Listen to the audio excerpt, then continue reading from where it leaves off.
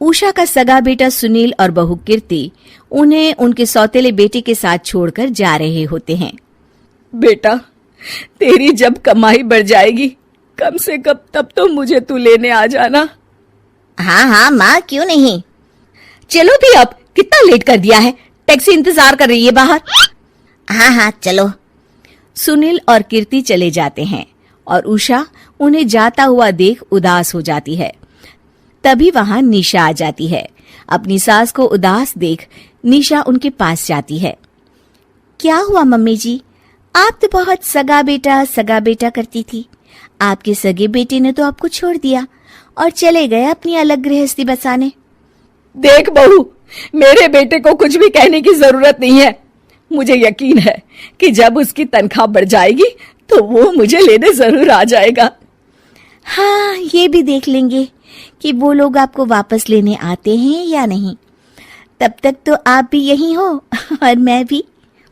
उषा अपने बेटे के ना होने से बहुत ही उदास रहने लगती है। उन्होंने खाना खाना भी छोड़ दिया। सुनिए जी, मम्मी जी ने आज भी कुछ नहीं खाया। जब भी खाने के बारे में पूछती हूँ तो कह देती हैं भूख नहीं है और अपने कमरे में ही बैठी रहती हैं। ये सुनकर ऋषभ अपनी माँ के पास खाना लेकर जाता है। माँ, सुनील बेटा आ गया तू? ओह, तू है। माँ, मैं खाना लाया हूँ, खा लीजिए प्लीज। आप ऐसे भूखी रहेंगी तो बीमार पड़ जाएंगी। मुझे भूख नहीं है, ले जा तू खाना। ठीक है, फिर जब तक आप नहीं खाएंगी मैं भी नहीं जाने वाला यहाँ से। अरे तू क्यों जिद करता है? कहा ना मुझे भूख नहीं है। अरे मम्मी जी, आप खा भी लीजिए ना, ये कितने प्यार से आपको खिला रहे हैं, उसकी तो कदर कर लीजिए कम से कम। अरे तू क्यों बीच में हमेशा अपनी टांग अड़ाती है? ठीक है, लाओ दे दो। कम से कम खाने के बाद तुम दोनों तो इस कमरे से जाओगे। उषा खाना खा लेती है और ऋषभ और निशा ये देखकर खुश हो जाते हैं।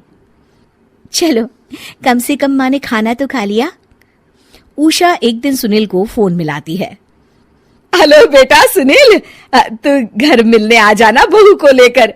कितने दिन हो गए, बहुत मन कर रहा है मेरा। हाँ हाँ ठीक है माँ, ऑफिस में बहुत काम है, टाइम मिला तो आ जाऊंगा। सुनील फोन काट देता है। हेलो सुनील बेटा। सुनील की बात सुनकर उषा उदास हो जाती है। तभी वहां ऋषभ आ जाता है।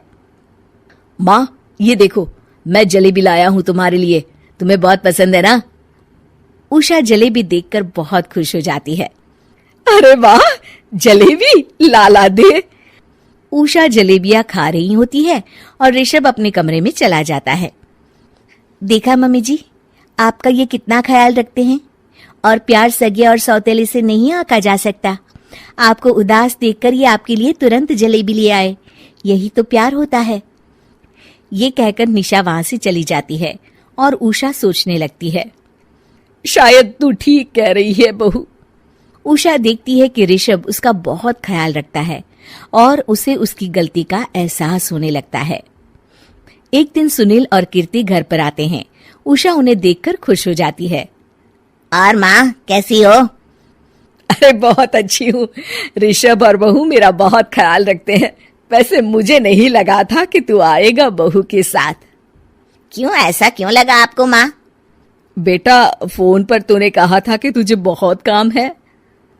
हाँ माँ, पर मुझे ये भी तो पता था ना कि मेरी माँ इंतजार कर रही होगी मेरा। ना बेटा ना, मैं तो इंतजार नहीं कर रही थी, मैंने तो उम्मीद ही छोड़ दी थी।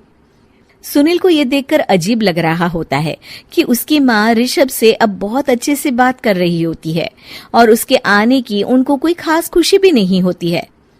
अपनी माँ का ध्यान न पाकर उसे थोड़ी सी जलन महसूस होती है। माँ, ये देखो मैं क्या लाया हूँ, साड़ी तुम्हारे लिए। हाँ बेटा, अच्छी है साड़ी तो। अच्छी है तो फिर आप आज इसे पहनो और फिर कहीं घूमने चले जाते हैं।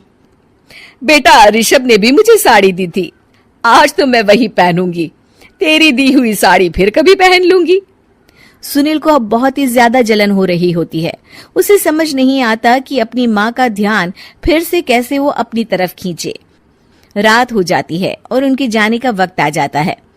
माँ चलो अपना सामान बांधो और हमारे साथ चलो। कीर्ति ये सुनकर चौंक जाती है। ये क्या कह रहे हैं आप? हम सासू माँ को लेने थोड़ी ना आए थे। अरे तुम चुप हो जाओ।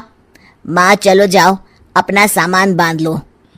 आप मेरे साथ आ रही हो, मैंने कह दिया तो कह दिया। अरे पर बेटा, तेरी तो तनख्वाह कम है, मैं तुझ पर बोझ नहीं बनना चाहती। अरे मुझ पर बोझ नहीं हो माँ, बस आप चलो ना, मैं लेकर ही जाऊंगा आपको। नहीं बेटा, अब मैं नहीं आना चाहती। मैं तो अब ऋषभ और बहू के साथ ही रहूंगी। ये सुनकर ऋषभ चौंक जाता है। ये क्या कह रही हो माँ? हाँ बेटा, मैं कहीं नहीं जाने वाली अब। माँ अब सच में नहीं जा रही? नहीं बेटा, मैं तो तेरे पास ही रहूंगी अब, और जो प्यार मैं तुझे नहीं दे पाई वो सब दूंगी बेटा। ऋषभ और उसकी माँ गले मिलते हैं और निशा खुश हो जाती है।